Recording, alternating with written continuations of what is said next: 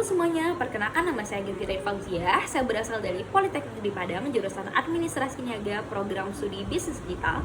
Dan pada saat ini saya sedang berada di semester 2. Pada kesempatan kali ini, izinkan saya untuk menjawab 4 pertanyaan yang sudah disediakan. Pertanyaan pertama, apa yang paling kamu sukai dari inovasi Google dan mengapa GSA tepat bagimu?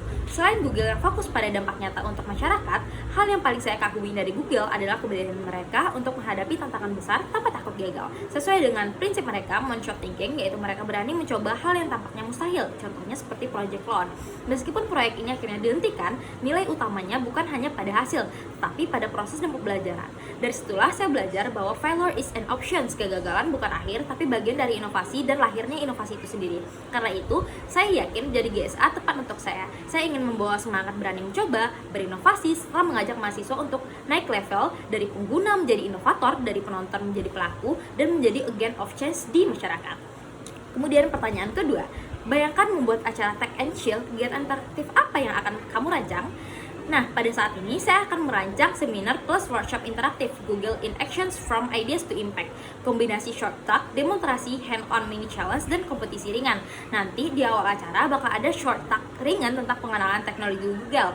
Nah, biar nggak boring, nanti untuk memancing semangat peserta, kita akan bakal ngadain random photo challenge pakai tools gambar dari Gemini AI. Lalu kemudian peserta beralih ke mini challenge interaktif. Nah, bayangkan nanti peserta mereka bakal jadi kelompok detektif digital kecil, mencari informasi, melacak lokasi, dan menyusun solusi kreatif menggunakan tools dari Google seperti Google Search, Maps, Lens, dan sebagainya. Nanti setiap kelompok akan diberi kasus dan mempresentasikan hasilnya, berbagi insight dan belajar bagaimana teknologi bisa digunakan untuk berinovasi, berkolaborasi, dan menyelesaikan masalah. Nah, dengan konsep ini nanti peserta tidak hanya belajar tentang teori, tetapi juga merasakan pengalaman hand-on yang seru dan kolaboratif serta juga berdampak nyata. Kemudian pertanyaan ketiga, ceritakan pengalaman saat harus berpikir out of the box mencapai tujuan.